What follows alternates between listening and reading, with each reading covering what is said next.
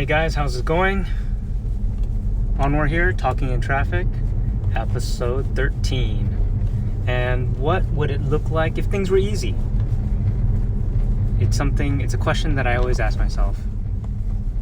If I'm starting a new venture or starting a new project at work, what would it look like if things were easy? And taking that perspective from a customer standpoint. So for me at least, the problem I have right now is, okay, if I want to start my own syndication, what would that look like if it were easy? And I've been reading Joe Fairless and Theo Hicks' book, the best ever syndication book, and it's pretty awesome. There's a lot of good actionable step-by-steps in each chapter. The chapters are really short, but it really just walks you through what you need as you're getting started. Understanding, identifying your audience, creating your thought leadership platform, creating your plan, and then creating your team. So for me, asking the question, what would it look like if it were easy? And then taking that moonshot of, okay, bearing any resource constraints, if I had all the money in the world and I could do this, tomorrow, what would that look like? How could I get it done? And, where would I scale? So, I can dream big. This year I want to close on 100 units, right?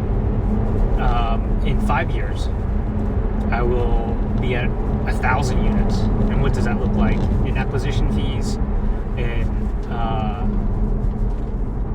management fees, in disposition fees, and then also how much money do I have to raise? How much money do I have to go after? So start with your moonshot. What, if it was amazing, what would it look like? And then if it was amazing and if it was easy, what would that look like? And then work your way back to, a step that you can do today, this week, this weekend, right?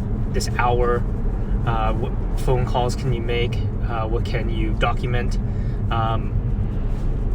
In his book, Joe also talks about, creating your company, your logo, business cards, but also your deck, your pitch deck, right? What does that look like? So, as I'm creating my business and going for the syndication for this year, 100 units, and how many deals would I have to close to make those 100 units? If it's 20 unit properties, I'd have to close 5.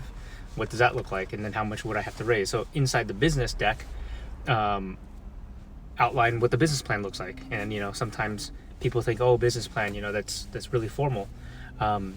You're gonna have to pitch this to investors. And so what would you want to hear if you were gonna put $50,000, $100,000 on the line? And then bounce those ideas off folks. So those are, it's going through that funnel, right? You're talking about this really, really big idea, and you're cutting it up into smaller pieces so that you can take actionable, measurable steps against it.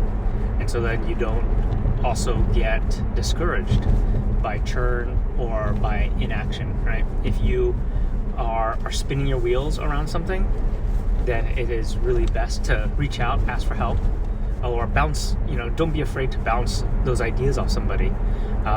Your spouse, your significant other would be good, but then also there's bigger pockets, right? And then there's the Joe Fairless Facebook group.